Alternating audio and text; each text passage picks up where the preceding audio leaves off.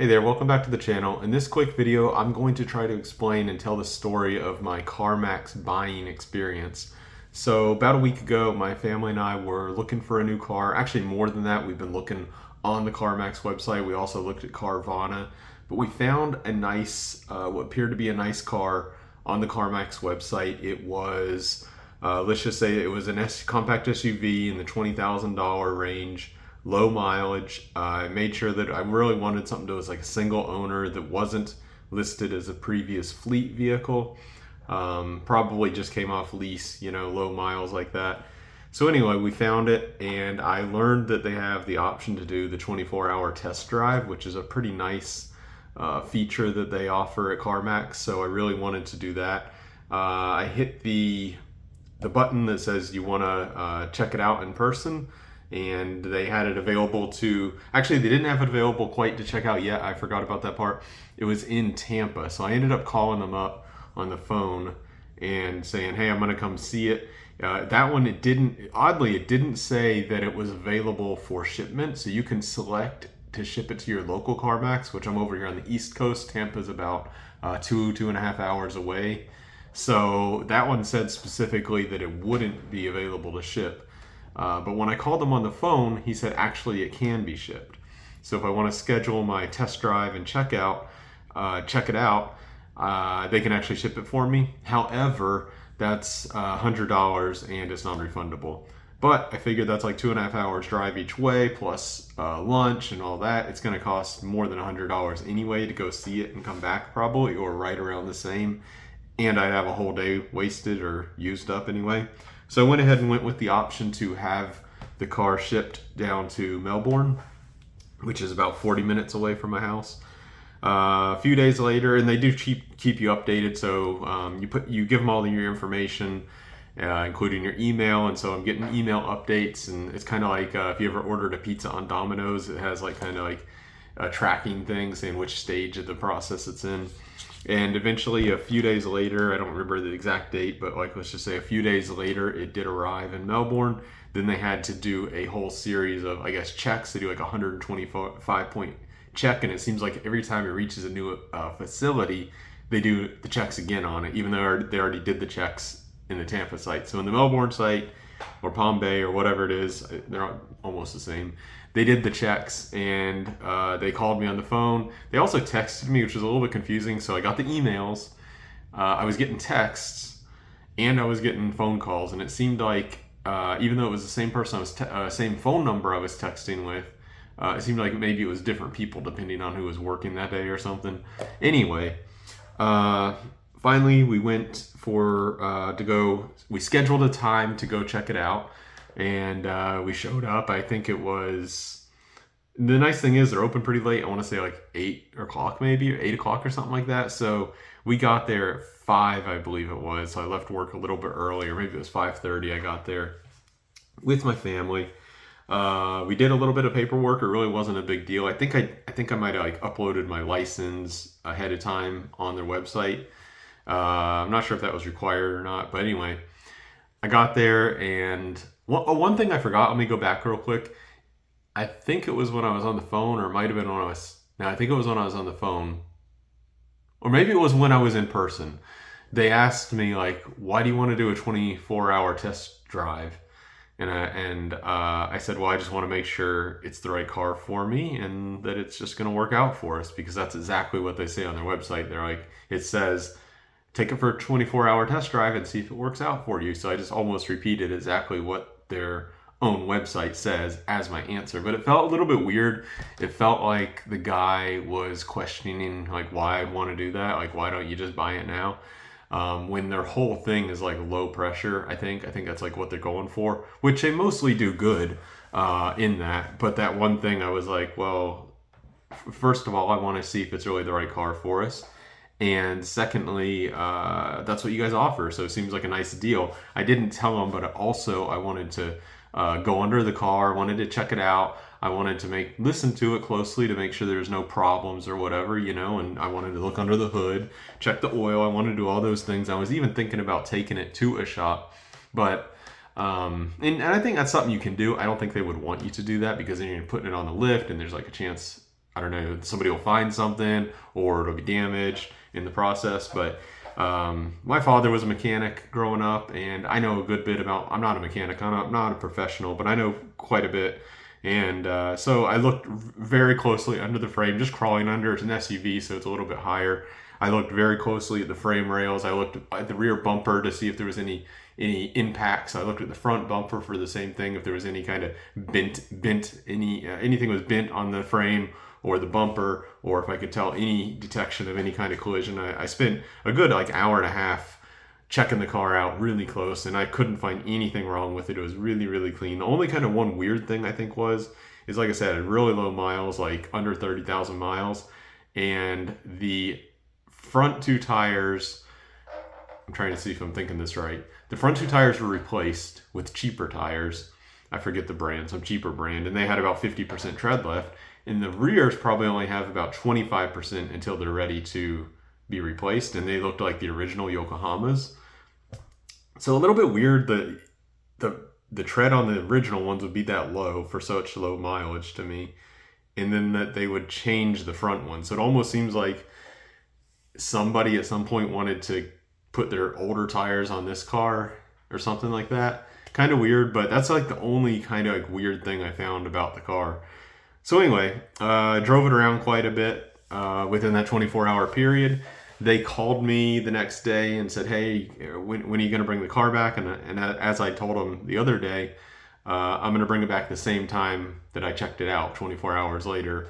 I think it was 5:30 in the evening.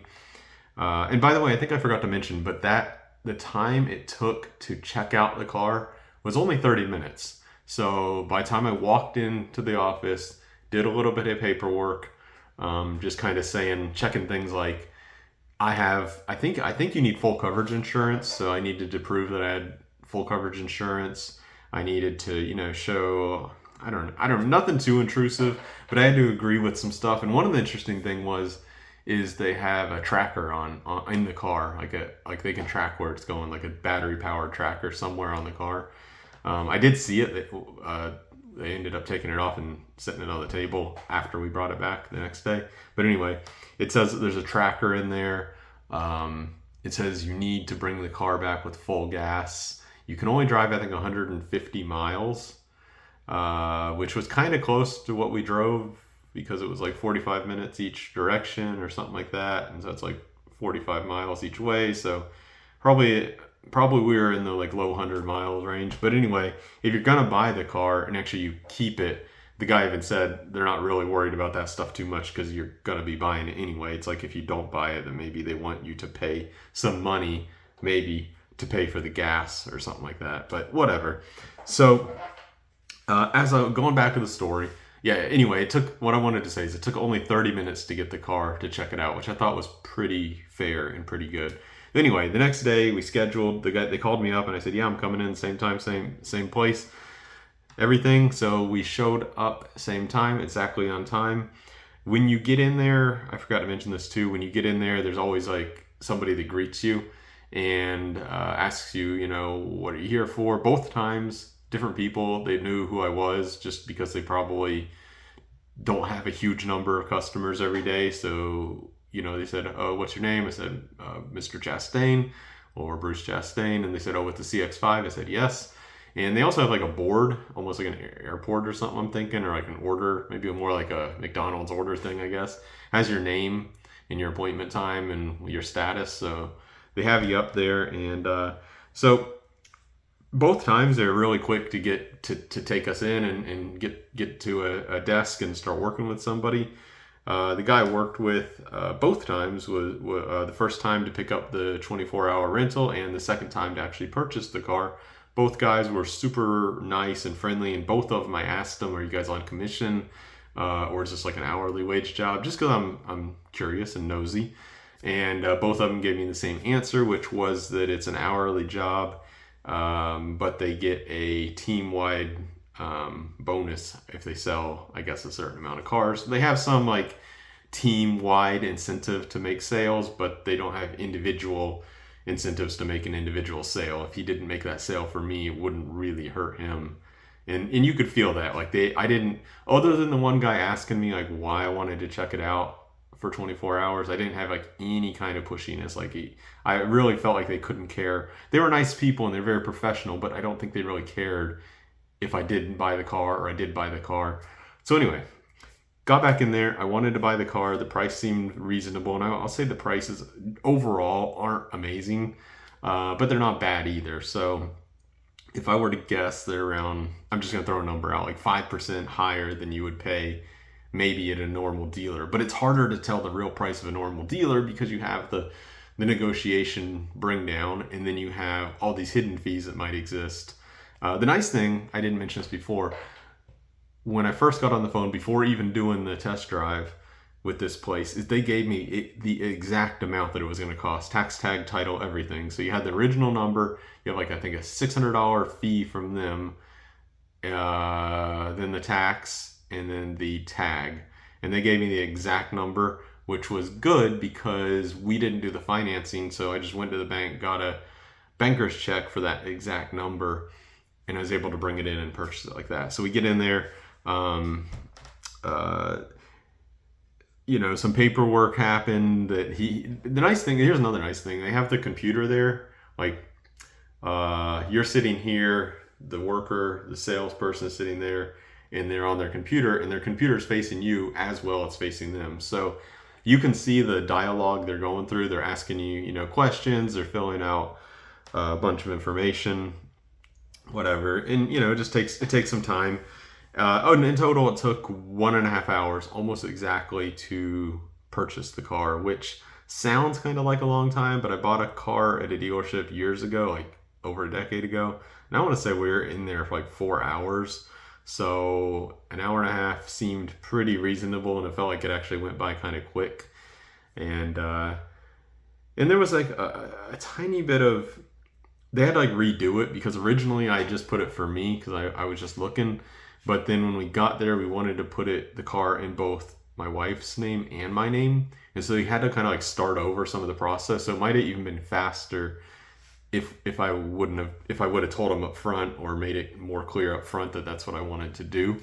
So anyway, an hour and a half, we did the paperwork. Everything was straightforward. I do like their no haggle process. I don't remember if I mentioned that. You probably know it already, but they're like a no haggle shop. Like there's no haggling whatsoever. The price you see is the price you get.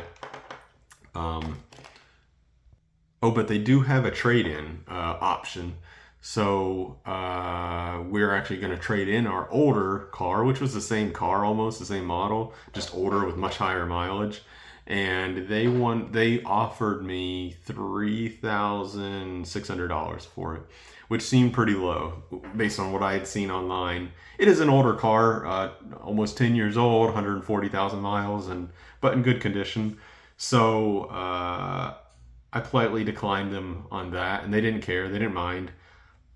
Didn't matter at all. But they just said, okay, no problem. So I'll tell you about what happened with that, because that actually just happened today. So anyway, we continued through the process. They do offer a protection plan, which was, what was it? There's two different options. You can actually go on their website and play with their protection plan, which is kind of cool. But I want to say it was like $2,400 for 150,000 miles, which I didn't even get into like what it covers exactly, but it seemed to be like almost like a bumper to bumper type thing. They mentioned like electronics, engines. I did some math, I did some calculations myself and considered it a lot. I spent not a lot of time, probably a good hour kind of looking at the numbers. Like I made some case scenarios, case this, case this, case this. And I came to the conclusion that this particular car has no turbo, no CVT, and is known to be very reliable. And the chances of me having an issue are pretty small. And the issues that might be more likely, alternators and things like that, will cost way less than $2,200 or whatever, $2,400. So I ultimately declined the warranty, and to my surprise, they didn't pressure me on that at all. They just said, okay. They just clicked the mouse, said no warranty or no protection plan, whatever.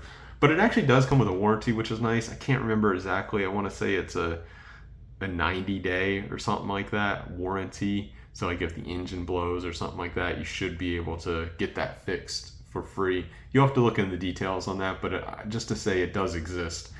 And another nice thing, which I think I'm coming up on like tomorrow, you have a 7-day, no questions asked return under a certain amount of mileage, which is pretty high.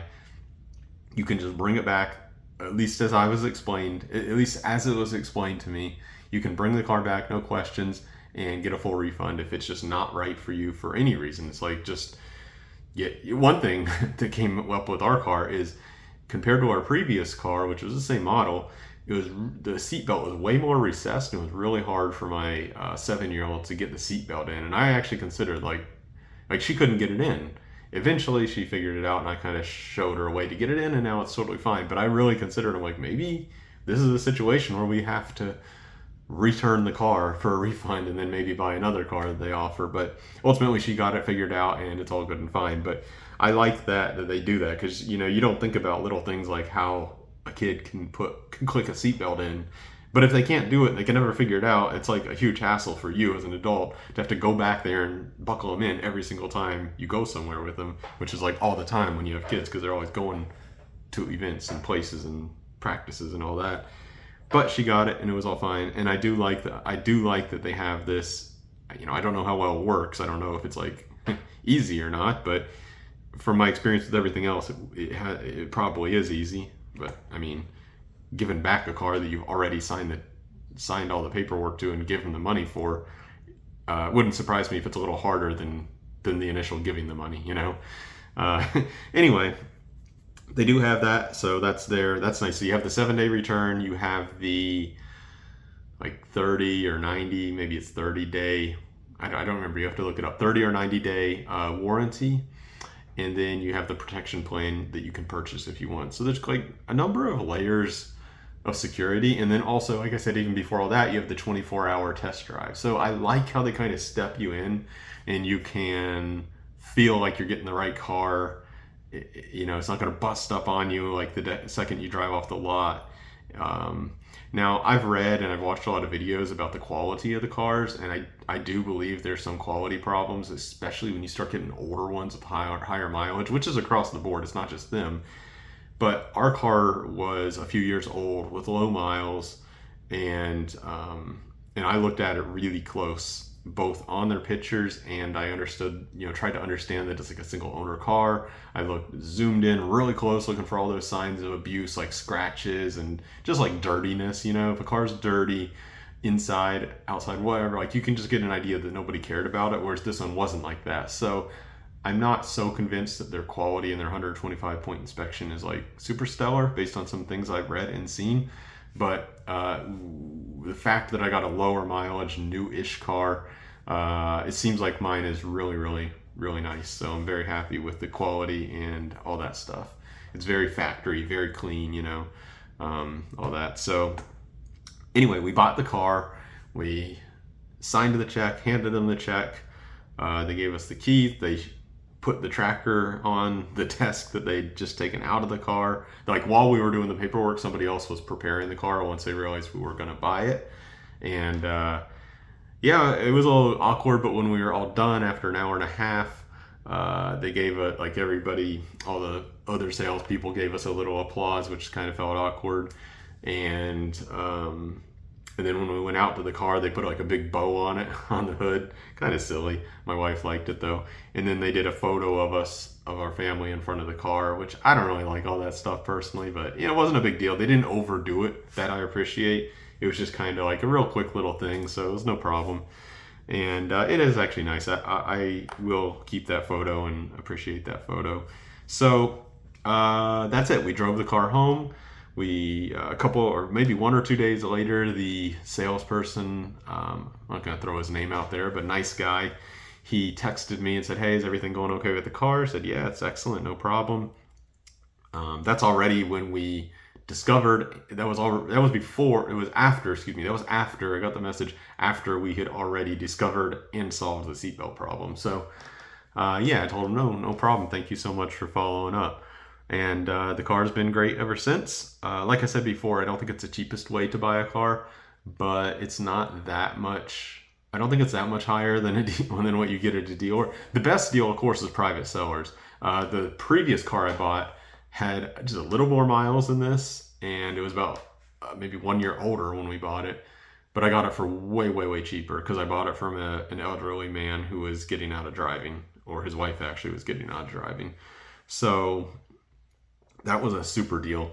But the thing is finding those deals. It's just there's not that many people wanting to get out of a very low mileage car with like 30,000 miles. Most people are going to keep their newer car. You don't want to buy a car and then sell it that quickly. So there's just not that many low mileage cars out there being privately sold. So, but if you can do that, you'll definitely get a better deal. But I went with the Carmax route. I paid a lot more than a significant amount of more, maybe several $1,000s, maybe $4,000 more than I would have paid private sale, maybe $1,000 more than I would pay with some dealers. Maybe not all. Some dealers are trying to rip you off majorly, but I just hate dealerships so much. I'm going to do my best in my life to never use a traditional dealership again, because my experience with most of them, not all of them, but most of them have been pretty bad. They're just it's just very awkward. If you've been there, they're just like trying so hard to sell you something, and a lot of times it's not what you want, and it's for a price too high, and then they add on stuff, and it's just blah, blah, blah, and you're in there for hours. It just feels sometimes very combative and very awkward. Anyway. Okay, so overall, I think... Oh, I forgot to mention the selling part. So they offered me $3,600 for my car. This is CarMax. I also checked Carvana, see how much they would give me. And this is kind of weird. They offered me $4,400 with $800 more. And I was like, hey, cool, $4,400. That's getting in the range. I was thinking $5,000. Like I looking at it on the market. I see them for dealers, the same car, same mileage being sold all the time on dealer lots on Facebook Marketplace when dealers post their ads, from like $9,000 to $12,000 for my old car. And so I'm like, in private sales, more like $5,000 to $7,000. And so I'm like, okay, let me see if I can get $5,000 for it, and I'll be happy. When Carvana offered me $4,400, I'm like, you know what? I don't want to have to like deal with a bunch of people and like people test driving my car, potentially putting, things at risk. The car, maybe they'll crash it, maybe they'll damage it or something. So yeah, let's go with Carvana at $4,400. However, I went back on the Carvana site like a few days later, and I'm checking. I feel like there was something else I was supposed to say about CarMax. Let me come back to that. I was checking the setting, checking the not settings. What am I trying to say? I was checking the parameters of my car that I had put in several days before to check that they were all correct, like the condition of the interior, the features. I wanted to check it all just to make sure I got it right. I checked it all. It was right, and I hit save or submit. And they considered that like a new submission. And so they said, here's your offer. And then it was $4,100. And I'm like, what? So you're taking $300 off for nothing? When they said originally my offer was good for a week, and this is only a few days into that same offer. So it should have been that $4,400 for 1 week. Anyway, so I didn't like that. I waited some more. I fooled around with it some more. Eventually, they lowered it to $4,000. And then I'm like, heck no. And so I ended up today I took a bunch of nice photos. I wrote a bunch of information on Facebook Marketplace about my history with it, and that I have all my own service logs and everything like that.